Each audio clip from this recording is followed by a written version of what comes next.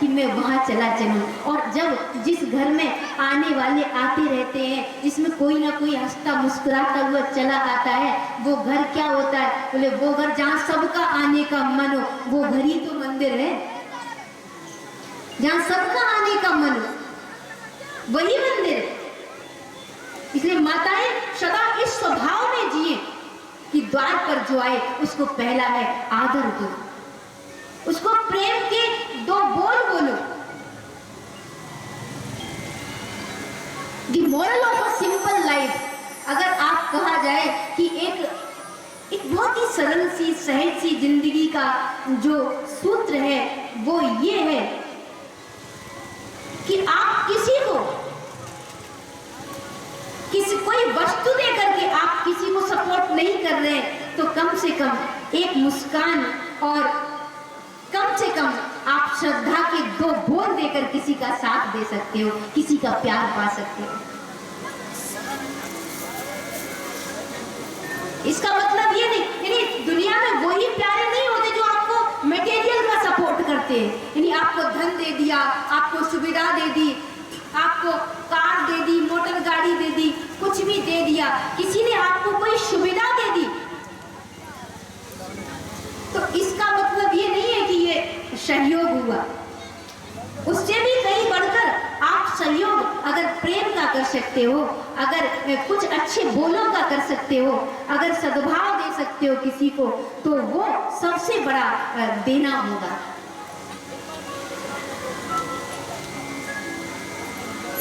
ये दो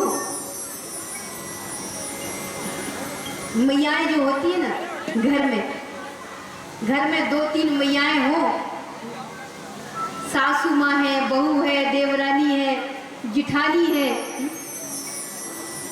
सब होते हैं घर में। अब ये प्रेम के सूत्र में जोड़ने वाली कौन बन सकती है? माँ ही तो, एक स्त्री ही तो बनती है, परिवार वो ही तो बनाती है।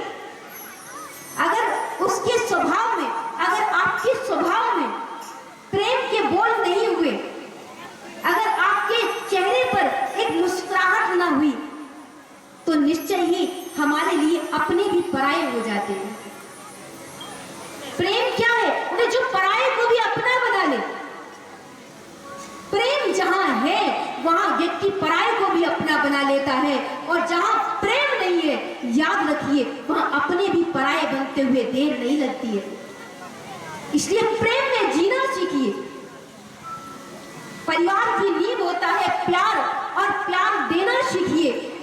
आप एक दूसरे को प्यार देना सीखिए। घर की माताएं अगर अपनी देवरानी, जिठानी, सास, बहू, अपने ननद, इन सबको प्यार देना सीख पाएंगी, तो मेरी समझ से हमारे चारों तरफ एक स्वर्ग का निर्माण हो जाएगा, हमारे चारों तरफ वैकुंठ का निर्माण हो जाएगा। आज परिवारों में क्लेश की बहुलता है, और क्लेश की बहुलता इस कारण से है क्योंकि हम मीठा बोलना छोड़ गए, हम आदर देना छोड़ गए, हम थोड़ा सहनशील कम रह गए, इसीलिए परिवार विखंडित हो रहे हैं, इसीलिए परिवार टूट रहे हैं। पर याद रखिए कि जो स्वार्थ के लिए जीता है वो कितना भी ताना बाना खड़ा कर ले, एक समय वो आता है जहां वो अकेला रह जाता है। लेकिन जो प्यार के लिए जीता है, एक समय वो आता है कि सारी दुनिया उसके साथ खड़ी होती है।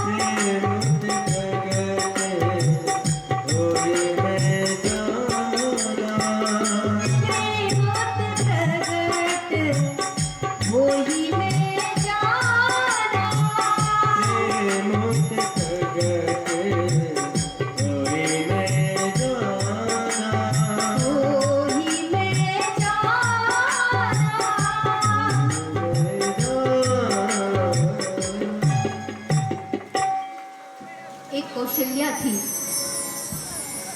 रामायण में कौशल्या जी जिन्होंने क्या किया, इतना प्यार दिया कि एक समय वो था जहां कैकेयी राम के प्रति दुर्भाव से भरी थी, राम को वन भेज रही थी, और कौशल्या के अंदर अगर सद्भाव न होता, कैकेयी के लिए अगर प्रेम न होता, अगर यहाँ माँ कौशल्या प्रेम के आधार पर न चलती, तो मेरी समझ से निश्चय ही अयोध्या में जो हृदय परिवर्तन दिखता है वो न दिखाई देता। अवध में जो प्यार दिखाई देता है वो नहीं दिखाई देता। राम यानी प्यार जहाँ है वहीं तो परमात्मा आता है, वहीं तो परमात्मा उतरता है। इसलिए किसी कौशल्या की गोद में राम आता है तो किसी यशोदा की, जो पूतना तक वो अपने पुत्र को हाथ में दे देती, पूतना के हाथों में भी कृष्ण को दे देती। कोई भाव ऐसा नहीं, जहां सिर्फ प्यार के आधार पर सबको पूजा जाता है तो परिणाम भी बेहतर ही निकलता है। याद रखिए, आप प्यार के आधार पर अगर जीवन चलाओगे तो परिणाम भी आपको अच्छा ही मिलेगा। प्यार था कौशल्या के अंदर, प्यार था सुमित्रा के अंदर, इसीलिए वो लक्ष्मण को राम के साथ भेज पाई।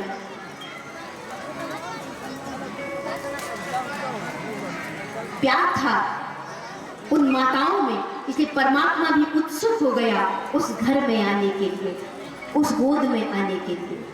प्रभु तो आज भी प्रतीक्षा कर रहा है कि मैं आऊं, लेकिन कहीं कोई कौशल्या मिल जाए, कहीं कोई यशोदा मिल जाए। वो ढूंढ रहा है, वो खोजता है ऐसी गोद, जहां ऐसा जीवन, जहां सिर्फ और सिर्फ प्रेम का भाव है। इसलिए भाव के साथ निश्चय ही भगवान जुड़ा होता है। यहाँ श्री रुक्मिणी जी महारानी का भाव बहुत सुंदर है, बहुत श्रेष्ठ है। आदर है उनके जीवन में, दूसरों के लिए सम्मान है, प्रेम है, दुलार है। सबके सर पर वो अपना प्रेम का हस्त रखती है। ऐसी रुक्मिणी जी, कन्हैया सोचते हैं कि धन्य है ये रुक्मिणी जी। कृष्ण के प्रथम पटरानी के रूप में श्री रुक्मिणी जी हुई, और प्रभु के कितने विवाह हुए? बोले 16,108 विवाह हुए। 16,108 जो विवाह हुए उसमें प्रभु की 8 पटरानियां हैं। वो 8 पटरानियां प्रभु की रुक्मिणी जी से लेकर के लक्ष्मणा तक, यानी पहली है श्री रुक्मिणी जी। दूसरी प्रभु की पटरानी कौन है?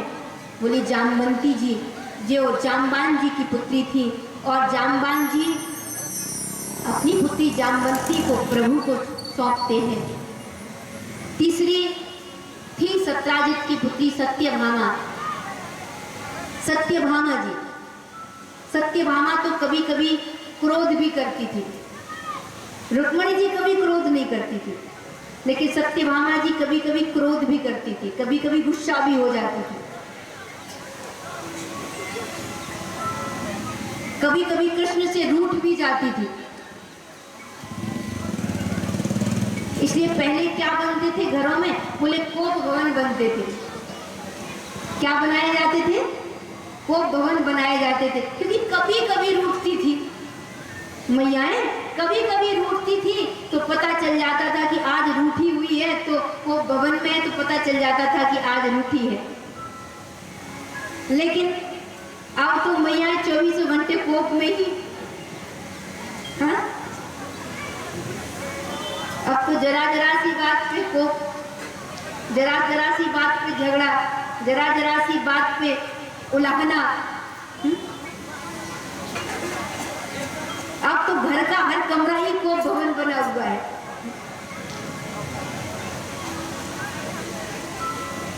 पति से 24 घंटे तनातनी, लेकिन पत्नी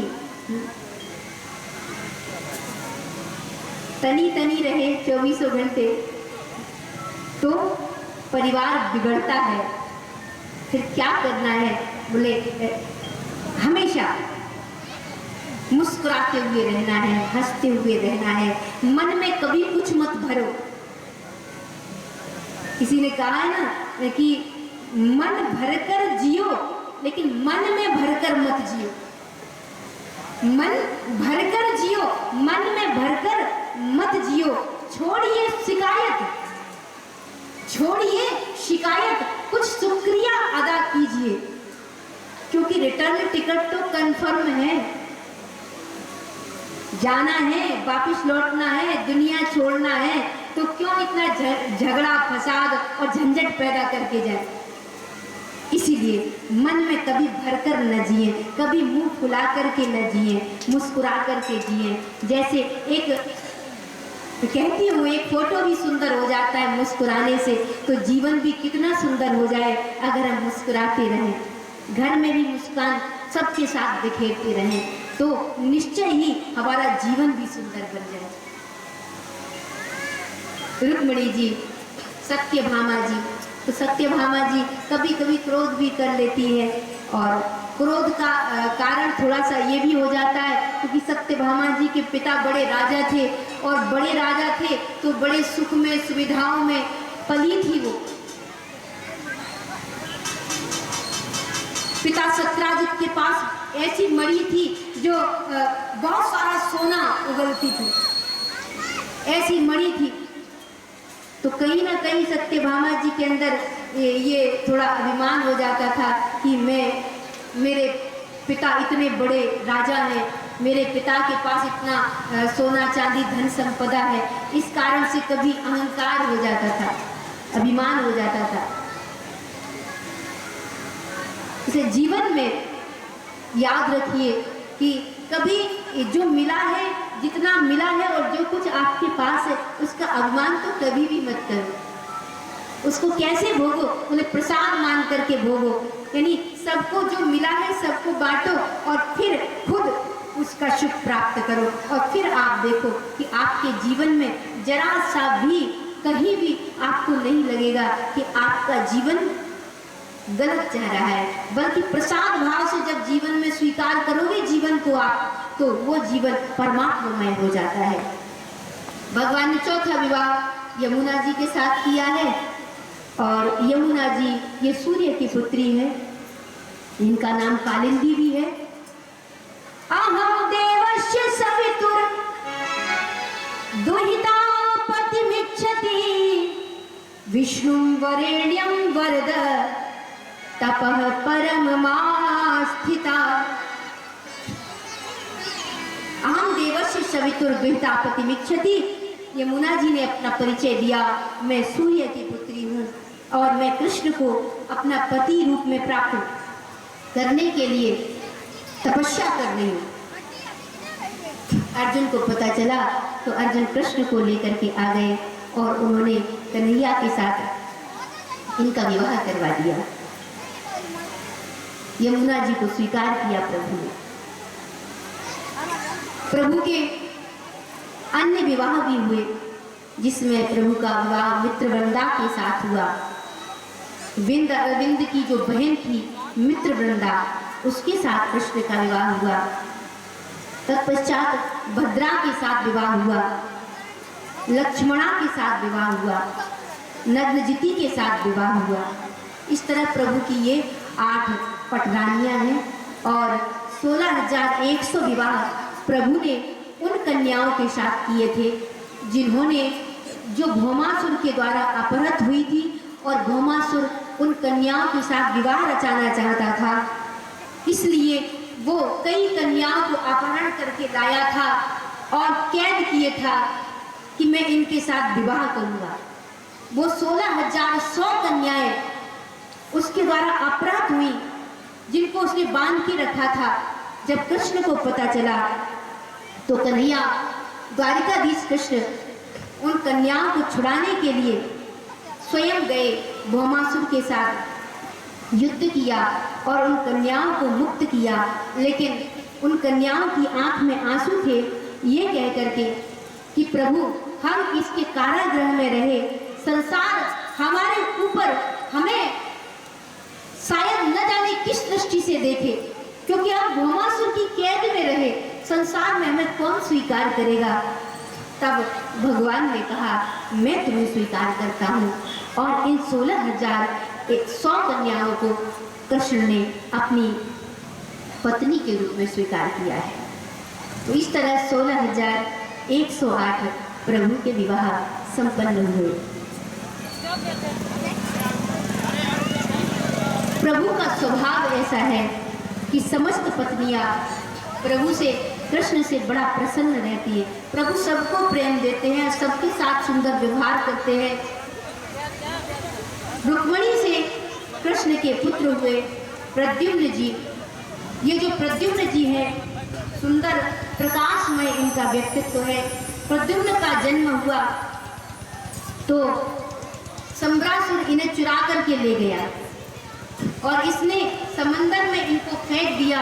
एक बड़ी सी मछली ने निगल लिया और जब वही मछली मछुआरा ने लेकर के राजमहल में पहुंचाई तो विद्यावती जो रसोइये का काम करती थी उस घर में, उसने उस मछली से उस नन्हे से बालक को पाया।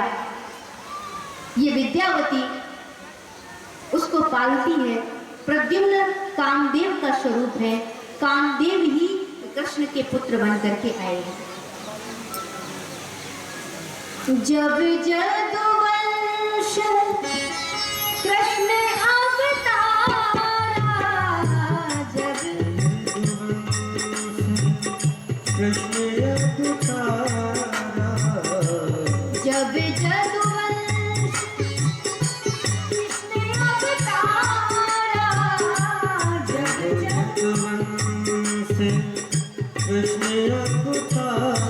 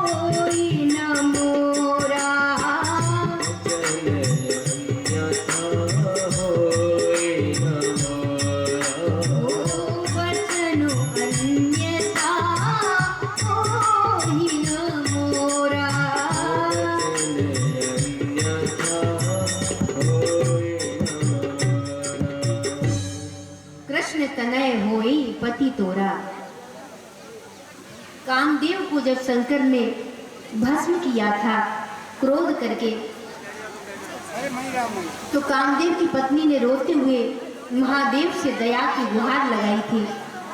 प्रभु आप करुणा करिए, मेरे पति को जीवन दान दीजिए। तो उस समय शंकर ने कहा था कि इस समय मैंने कामदेव को जलाकर के भस्म कर दिया है, लेकिन जिस समय भगवान कृष्ण बन करके आएंगे उस समय उन कृष्ण के पुत्र के रूप में तेरे पति का जन्म होगा। कृष्ण पुत्र बन के आएंगे, यानी काम कृष्ण पुत्र बन करके आए तो वो काम धन्य है। वो काम जो कृष्ण की मर्यादाओं को लेकर के आए, वो काम जो परमात्मा से जुड़ा हो, मर्यादा से जुड़ा हो, उस काम को कृष्ण ने जन्म दिया। कामदेव प्रद्युम्न बनकर के आए हैं और ये प्रभु के पुत्र बनकर के आए हैं। साथ ही जब श्रीमद् भागवत में आया कि पौंड्रक नाम का राजा हुआ, ये पौंड्रक ने सोचा कि मैं भी ईश्वर बन जाऊं, और ईश्वर बनने के लिए उसने कहा कि कैसे ईश्वर बना जाता है। तो काशी नरेश ने उसे कहा कि तेरे 4 हाथ हो जाए तो तू ईश्वर बन जाएगा। अगर तेरे 4 हाथ हो गए तो तू ईश्वर बन जाएगा, अगर तेरी उंगली पे चक्र आ गया तो तू ईश्वर बन जाएगा। तो इसे लगा इतने छोटे से साधनों से वो ईश्वर हो सकता है, भगवान बन सकता है। तो उसने 4 हाथ बनवाए, 2 हाथ तो थे ही, 2 हाथ और बनवा लिए उसने। उन 2 हाथ को उसने उन 2 हाथों के साथ लगा लिया। एक 2, 4, 8 पैसों में एक चक्र भी ले आया और उसको भी उंगली पे धारण कर लिया। अब उसे लगा कि वो तो ईश्वर हो गया। भगवान को पता चला, उद्दंडता फैलाने लगा, अपने को ईश्वर होने की घोषणा करने लगा। और जब स्वयं के ईश्वर होने की घोषणा करने लगा तो भगवान ने सोचा ये तो पाखंडवाद को जन्म देगा। तो भगवान ने कहा पाखंडियों का क्या करना चाहिए ये प्रभु अच्छे से जानता है। जो प्रदर्शन मात्र में जीते हैं, लेकिन सच्चे अर्थों में जिनके हृदय की वृत्तियां सिकुड़ी हुई होती हैं, ऐसे जन। तो पौंड्रक का भाव तो भगवान में नहीं था, लेकिन हाँ, वेश जरूर वो भगवान का बनाना चाहता था और दुनिया के सामने दिखाना चाहता था कि मैं ही भगवान हूं। तो भगवान ने इस पौंड्रक को मार गिराया। बोले कृष्ण कन्हैया लाल की। पौंड्रक को प्रभु ने मारा। इधर पांडवों को जो विजय मिली थी, उस विजय के कारण से पांडव यज्ञ करना चाहते हैं और यज्ञ का आमंत्रण पांडवों ने कृष्ण के पास भेजा। कहा भगवान आप यज्ञ में शामिल होइए। दूत समाचार लेकर के गया। तो कृष्ण ने सोचा कि हस्तिनापुर को पांडव अपनी राजधानी बना रहे हैं, लेकिन अभी इसके लिए पांडवों को जरासंध को भी जीतना होगा। जरासंध वो था जिसने कृष्ण का मथुरा पर आक्रमण किया था। जरासंध ने कई बार मथुरा पर आक्रमण किया था और कृष्ण ने उस जरासंध को कई बार पराजित किया था। कथा आती है कि 17 बार कृष्ण ने जरासंध को पराजित किया था। कितनी बार? 17 बार। और 18वीं बार जरासंध ने सोचा आखिर मैं जीतूंगा कैसे मुझे विजय मिले। तो किसी ने उसको बताया कि अगर तू ब्राह्मणों की सेवा करेगा, अगर तू ब्राह्मणों को पूज्यता देगा, उनको मान देगा, सम्मान देगा, उनकी पूजा करेगा और पूजा पर उन्हें बिठाएगा, तो तू विजय हो सकती है तुझे। तो जरासंध ने सोचा कि ये संभव है क्या। उसने सोचा कि ब्राह्मणों की कृपा से ऐसा हो सकता है, ब्राह्मणों की प्रसाद से ऐसा हो सकता है। वो ब्राह्मणों के पास पहुंचा, लेकिन जरासंध का मन बड़ा कुटिल है। इसलिए कुटिल मन वाले जरासंध ने ब्राह्मणों से कहा कि अगर इस बार कृष्ण को विजय मिली तो मैं तुम 10,000 ब्राह्मणों का मस्तक काट दूंगा। ब्राह्मणों को चेतावनी दे दी उसने और 10,000 ब्राह्मणों को पूजा पर बिठाया और कहा कि मेरे लिए पूजा करो, मेरे लिए धर्म करो, मेरे लिए शक्ति का अर्जन करने के लिए पूजा पाठ को बढ़ावा देकर तुम मुझे शक्तिमान बनाओ। तो और अगर मैं हारा तो तुम सबकी कर दूंगा, तुम सबको मार दूंगा। अब ब्राह्मण बेचारे बड़ा डर गए। ब्राह्मणों को लगा कि अगर इस बार जरासंध हार गया तो ये कह रहा है कि हम 10,000 ब्राह्मणों का मस्तक काट देगा। भगवान को ये बात पता चली, कृष्ण को जब ये बात पता चली थी तो कृष्ण ने जरासंध के, कल मैंने बताया था, कृष्ण ने रण छोड़ दिया था। जरासंध ने आक्रमण किया था और कृष्ण ने रण छोड़ दिया था, क्योंकि हरा तो सकते नहीं इसको, हरा देंगे तो ब्राह्मणों को मार डालेगा। तो उन ब्राह्मणों की रक्षार्थ भगवान ने रण छोड़ना स्वीकार किया। अब इस जरासंध को कैसे जीता जाए, कैसे इसे मारा जाए, इससे कैसे मुक्ति मिले। तो उस दिन से जरासंध जो था वो ब्राह्मणों को बड़ा मानने लगा था। जब कृष्ण ने मैदान छोड़ दिया था, रण छोड़ के भाग गए थे, तो जरासंध ने ब्राह्मणों से कहा था, महाराज आपकी शक्ति बड़ी है, आपकी पूजा से मैं सफल हुआ।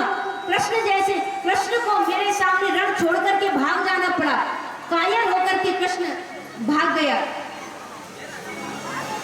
इसलिए जरासंध कहता है कि हे ब्राह्मण जनों, आप जब भी जो कुछ चाहोगे मैं सदा सर्वदा आपको देने के लिए तैयार रहूंगा, क्योंकि आपके कारण से मुझे विजय मिली है, ऐसा कहा। तो कृष्ण को पता है कैसे जीतूं मैं जरासंध को। तो कृष्ण ने एक उपाय किया। कृष्ण अर्जुन को लेकर के और भीम को लेकर के कहाँ गए? बोले जरासंध के पास गए। क्या बन करके गए? तो ब्राह्मण का वेश बना करके गए, ब्राह्मण बन करके गए। और जब ब्राह्मण बन करके गए जरासंध के पास, तो जरासंध ने जाना ये 3 ब्राह्मण मेरे पास आए हुए हैं। जरासंध बड़ा प्रसन्न हुआ, ब्राह्मण देव आपकी क्या सेवा करूं? थे ये कौन? बोले कृष्ण थे, अर्जुन थे और भीम थे, लेकिन ब्राह्मण का बाना बना करके आए और वचनबद्ध करने के लिए उन्होंने जरासंध को। तो जरासंध ने पूछा, ब्राह्मण देव जिस दिन से कृष्ण रण छोड़ करके भागा है ब्राह्मणों के प्रताप से, उस दिन से ब्राह्मणों को परम पूज्यता दे दी है। इसलिए ब्राह्मण अगर द्वार पर आ जाए तो वो जो चाहे वो मैं उसे देता हूँ, वो वचन दे देता हूँ। आज मैं वचन देता हूँ कि आप तीनों जो कुछ चाहेंगे मैं उसको पूरा करूंगा। जब ऐसा कहा तो वचनबद्ध करवा लिया कृष्ण ने। क्या वचनबद्ध करवाया? बोला तुम्हें हमसे युद्ध करना पड़ेगा, तुम्हें हमसे युद्ध करना पड़ेगा।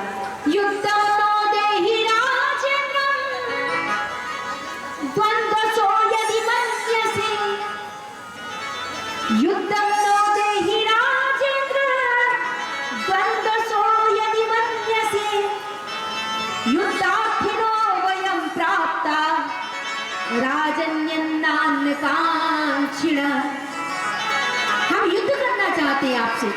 जरासंध आश्चर्यचकित हो गया, ब्राह्मण होकर युद्ध की बात कर रहे हो? कोई क्षत्रिय युद्ध की बात करे तब तो ठीक है, लेकिन ब्राह्मण का स्वभाव तो युद्ध करना या युद्ध कराना नहीं होता। ब्राह्मण का स्वभाव तो शांति स्थापित करना होता है। हाँ, क्षत्रिय के स्वभाव में थोड़ी उग्रता हो जाती है। वहां ब्राह्मणों का गुण है क्या? बोले शांति की स्थापना। क्षत्रियों का गुण है समाज की रक्षा करना। वैश्य का गुण है समाज का संवर्धन करना, विकास करना। और चतुर्थ सोपान जो है वर्ण में, शूद्र का गुण है समाज में अपने सेवा के भाव का अर्पण करना। ये जो 4 वर्ण बनाए गए हैं ना हमारे भारत की संस्कृति में, हमारे सनातन धर्म में, ये किसके लिए है? ये भेद के लिए नहीं है, ये टूटन के लिए नहीं है। ब्राह्मण हो, क्षत्रिय हो, वैश्य हो, शूद्र हो, सब अपना काम, अपनी सेवा, अपना भाव, अपने गुणों में अगर जीने वाले होंगे तो समाज का कभी भी पतन नहीं हो सकता है। ब्राह्मण के गुणों में मैं सर्वदा कहूंगी, समो दमस तपर शौचम शांति राज्य में ऊंचा, ज्ञान विज्ञान मास्तिक्यम ब्रह्म कर्म स्वभावजम। ब्राह्मण का धर्म कहता है समो दमस तपर शौचम, समाज में पवित्रता का संवर्धन करे, समाज में कभी भी टूटन पैदा न करे, खंडन पैदा न करे। क्या करे? बोले समता का भाव दे, वो है ब्राह्मण। अपने तप की शक्ति से, अपने तेज से, अपने ब्राह्मणत्व से, अपने ज्ञान से समाज का मार्गदर्शन करे, एक सुंदर मार्ग समाज को प्रदान करे, वो होता है ब्राह्मण। लेकिन अगर ब्राह्मण के अंदर लोभ आ गया, ब्राह्मण के अंदर सबसे पहला गुण होता है संतोषी होना, संतुष्ट होना। जो थोड़े में संतुष्ट हो जाए वो ब्राह्मण है। क्षत्रिय का मतलब ये नहीं है कि शस्त्र धारण कर लिया और हम समाज का दमन करने लगे, नहीं। कई लोग तो सोचते क्षत्रिय का मतलब ही होता है लड़ना और लड़ाना। हाँ, लोग ऐसा सोचते हैं। क्षत्रियों को गुस्सा भी जल्दी आता है, झगड़ा भी जल्दी होता है। और आज रक्षा के लिए भी समाज के यही है, और अगर ये नहीं क्रोध आएगा तो कैसे काम चलेगा? आपस में ही लड़ेंगे तो कैसे काम चलेगा? तो समाज की रक्षा के लिए बने।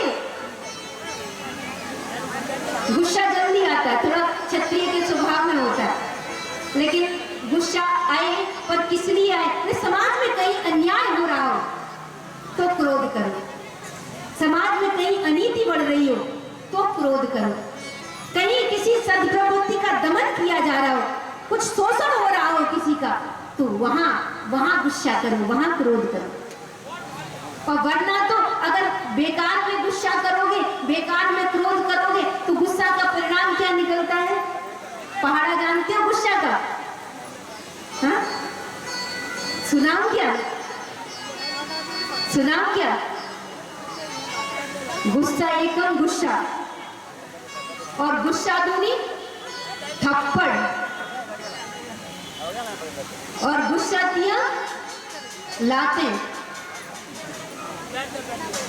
और गुस्सा चौके क्या? कत्ल, और गुस्सा पंजे अदालत, जेल समझ लो। गुस्सा चक्के अदालत, गुस्सा सत्ते, हाँ क्या? बहुत कुछ है, ज्यादा मैं तो जानती नहीं। या ब्राह्मण हूँ तो ब्राह्मण होने के कारण शांति का उपदेश करती हूँ, और क्षत्रियों को भी यही उपदेश करती। ब्राह्मणों के लिए कहूँगी थोड़ा संतुष्टि का भाव, समाज में समता का भाव दे, और क्षत्रिय का गुण है समाज का रक्षण करे, दुष्प्रवृत्तियों से, अनीति से, अनाचार से, अत्याचार से, इससे समाज को मुक्त रखे। इसलिए क्षत्रिय को एक और ब्राह्मण शास्त्र की शक्ति है तो दूसरी ओर क्षत्रिय शस्त्र की शक्ति है। लेकिन शस्त्र का उपयोग कहाँ करना है, कैसे करना है और कब करना है, ये मार्गदर्शन होता रहे तो हर वर्ण समाज में मायने रखता है, क्योंकि सबको हमारी व्यवस्था ने काम सौंपे रखे हैं कि कौन क्या कर सकता है। तो यहाँ अगर कहा जाए तो सीधा मेरा कहने का मतलब ये है कि या ब्राह्मण युद्ध की बात करें तो अनुचित सा लगता है। जब कृष्ण खड़े थे अर्जुन और भीम को लेकर के तो कह रहे थे कि तुम युद्ध करो हम में से किसी एक के साथ। आप ब्राह्मण हो और युद्ध की बात कर रहे हो, जरासंध ने कहा। तो कृष्ण ने कहा हाँ हमारी ऐसी इच्छा है, किसी को भी चुन लो, हम में से एक को चुन लो और हमारे साथ युद्ध करो।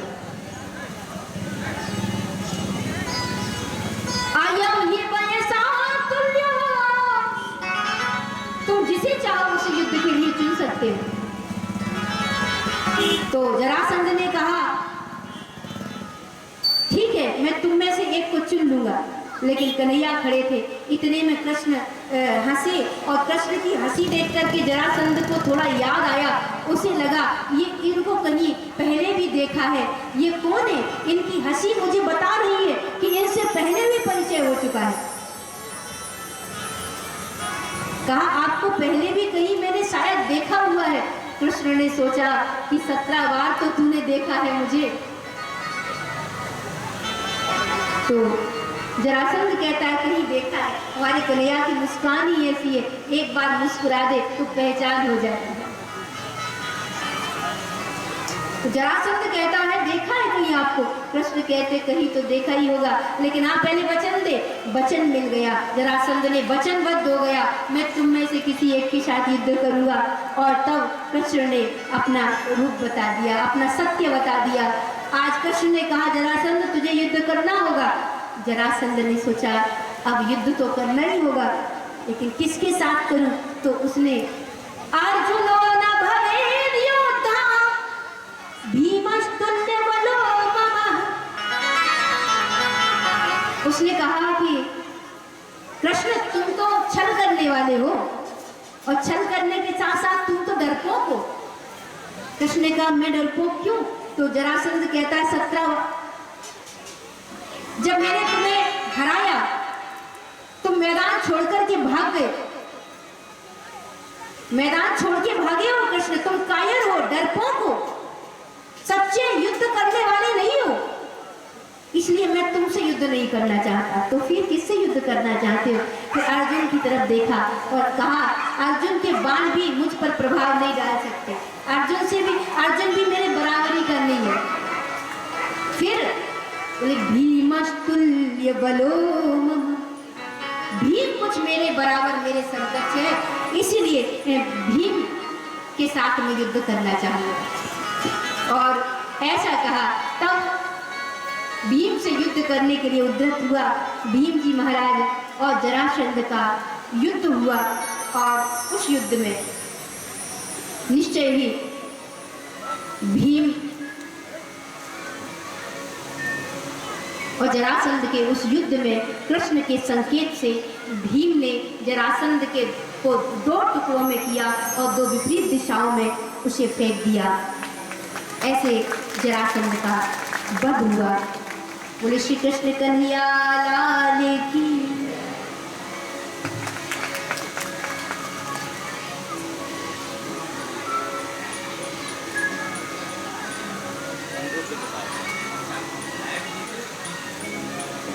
हमारे बीच श्री अनिरुद्ध प्रताप सिंह जी विधायक जी के भतीजे हैं, श्री अनिरुद्ध जी, उनका आगमन हुआ, बहुत अच्छा लगा। और आगे की चर्चा हम करें उससे पूर्व दानदाताओं की सूची जो भी है आपके सामने रखी जाएगी बहुत ही थोड़े समय में, और दानदाताओं की सूची के साथ फिर हम कथा में आगे बढ़ेंगे। हेलो, बोलिए संगवाहिनी मैया की, श्री अन्नपूर्णा लाडली सरकार की। कुछ दानदाताओं से राशि प्राप्त हुई है।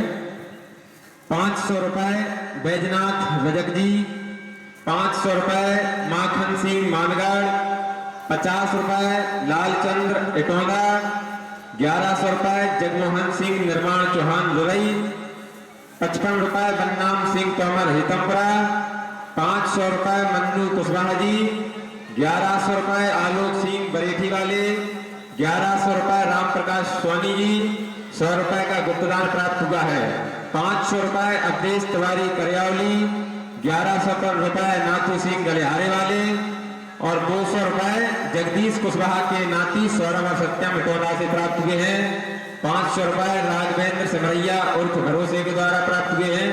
50 रुपए टीकाराम रजक अरुषि, 50 रुपए लक्ष्मण सिंह खैरौली, और 200 रुपए डॉक्टर जगमोहन सिंह बैस दाऊ हितमपुरा, 100 रुपए प्रदीप इटौदा, 500 रुपए द्वारका सिंह राज बरेठी, 1100 रुपए महेंद्र श्री दिनेश गोस्वामी जी, 5100 रुपए कोट सिंह पटेल रुरई, और 200 रुपए राम दिनेश सविता जी रुरई। आपको बता दें 50 रुपए सुरेश बघेल महेवा, 100 रुपए जनवेद सिंह चौहान मलपुरा और 151 रुपए माता प्रसाद लंबरदार अरूसी, 50 रुपए मोहर सिंह एल अरूसी, 200 रुपए हरनाम सिंह चिकवा हरनाम सिंह चिकवा है, 200 रुपए हरनाम सिंह चिकवा अरूसी, 50 रुपए आसाराम इटौंदा, 100 रुपए राम प्रकाश सरपंच मेवली और 100 रुपए बाबू सिंह चौहान मड़ैयन, 50 रुपए कल्याण कुशवाहा अरूसी और 50 रुपए श्री राम शाक्य अरूसी, 500 रुपए गोटीराम सिंह पंसारी, 500 रुपए राम सूरज सत्ता जी, 100 रुपए जग्गू जाटव हितमपुरा और 1000 रुपए फूल सिंह लंबरदार चौक वाले और ये 1100 रुपए राम स्वरूप सिंह गलिहारे वाले आपके द्वारा प्राप्त हुए हैं। 500 रुपए कैलाश प्रजापति आपके द्वारा प्राप्त हुए हैं, बहुत बहुत धन्यवाद। और ये 100 रुपए प्रहलाद सिंह घासीपुरा आपके द्वारा प्राप्त हुए हैं, 100 रुपए राम रतन विश्वकर्मा अरूसी आपके द्वारा प्राप्त हुए हैं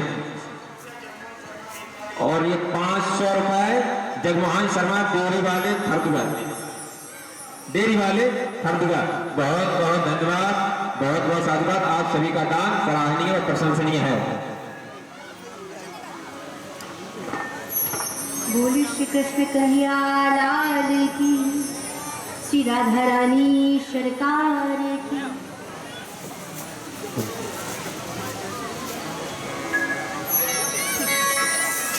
कर गए दिल पे